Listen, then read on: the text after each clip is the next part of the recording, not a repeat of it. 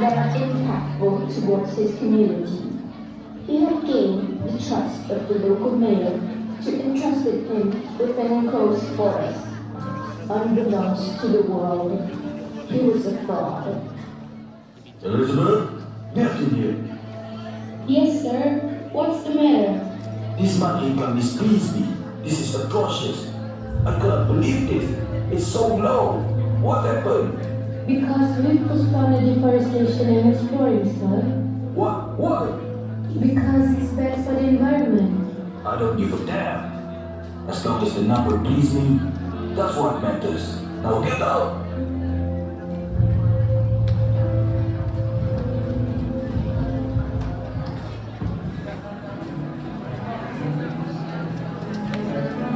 Mr. Henry used the enclosed forest as a toxic dump, making contracts with various power plants to manage the execution of toxic waste.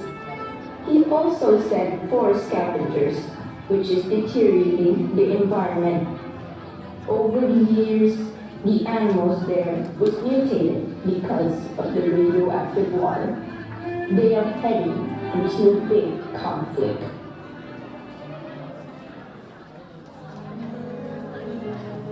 We can't keep living like this. You are right. Let's escape this place. Count me in. And so, the five animals traveled out of the collected, once prosperous forest. On their journey, they met a boy who lived near a village along with his grandfather. His name is Lucas. Look, there is a boy. Am I hallucinating? How can you talk? The animals decided to try their luck and approached Lucas, telling their story to him. To their surprise, Lucas believed it. That's sad.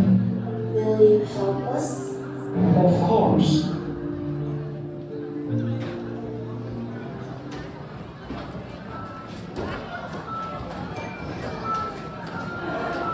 Henceforth, Lucas started a movement on his own, criticizing Mr. Henry's deeds everywhere.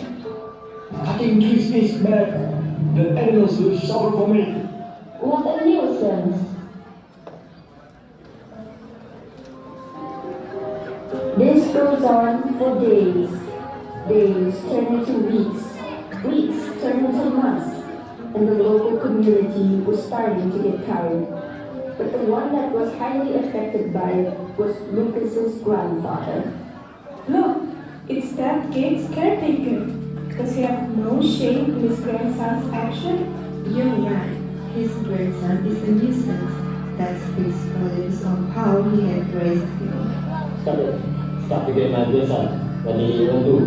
Your nuisance grandson is causing trouble by contesting every single day. Stopping to for us. Even the mayor's spouse. Speak as such lies. My grandson will never. You are old and well, old man. Perhaps you've grown too old to know this. The two villagers left Lucas's grandfather to ponder alone. Even so, he had faith in his grandson. No, my grandson. It wasn't him. Must be a mistake.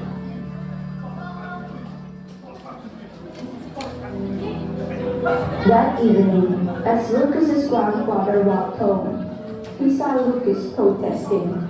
His heart dropped. It's true, his grandson was a nuisance. Stop cutting trees. Lucas, I have done this. We have brought shameful to our family. Grandfather, why? Silence. I can never be impressed. I rescue your room.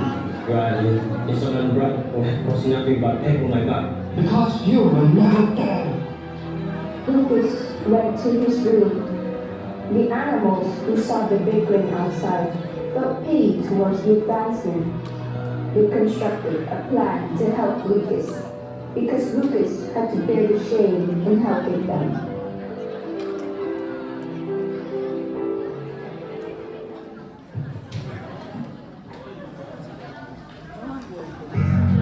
They broke into Mr. Henry's place.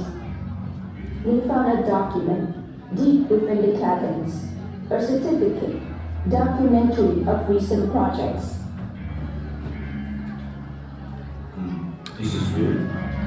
I recall putting something on my table just now. My imagination? Never mind that.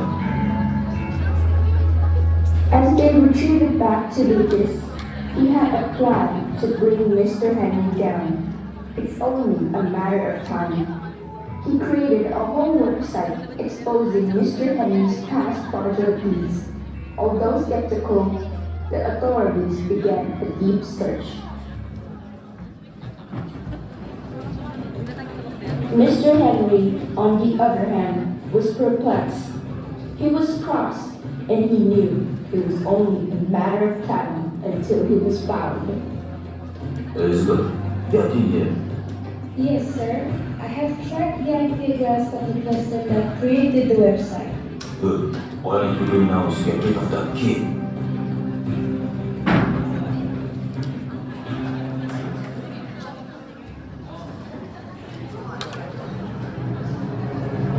One day, as Lucas carried on with his protests, two guys in black persuaded him to follow them. Lucas was kidnapped and dragged inside a car. His animal friends, who saw what happened, ran after the car and watched where it was going. It was heading inside a warehouse. The animals split into two groups. 3 stay behind. The other 2 goes back to Lucas's grandfather. Lucas had been kidnapped. The animals started explaining the situation to Lucas's grandfather. He was worried, even though they were not close. Lucas was his grandson. He sacrificed his pride and believed the animals, although it doesn't make any sense to him.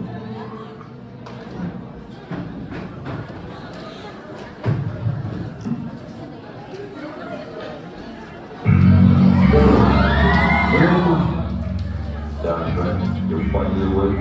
You've been a pain in my neck for some time now. So, Suran, you are fraud. You should not let other actions come to consequences. You talk to me about morality, consequences. What are you? A saint? But you don't need to care about that anymore. I have one last proposition for you. Delete that website you created about me, and I'll freely let you go. I let you die. Oh, how heroic. You're really a saint, huh? Secretary, give me the gun. But sir, she's just a kid. I don't give a damn. Give me. Just then, Lucas's grandfather barged in the warehouse. Stop it. Oh, great. Another one. Wait, how did you even pass my security? Without hesitation whatsoever, Mr. Henry landed a few warning shots besides Lucas's grandfather. Lucas's grandfather threw sand on Mr. Henry's face, grounding him and trampled him. But it was useless. Mr. Henry drew Lucas's grandfather's side as he reached for the gun, which was gone. To his surprise, the gun was in the hands of the secretary. No. Elizabeth, what are you doing? Give me the gun.